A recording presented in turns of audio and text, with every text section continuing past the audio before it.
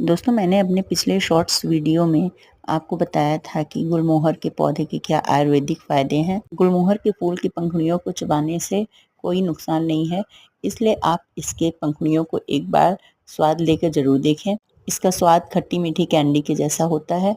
मैंने अपने बचपन में इसकी पंखुड़ियों को बहुत खाया है, इसलिए मैं इसका स्वाद जानती हूँ। अगर पेड़-पौधों से जुड़े ये सिंपल एडवाइस आपको अच्छे लगते हों, तो प्लीज़ मेरे चैनल को सब्सक्राइब करें और लाइक करें। Thank you.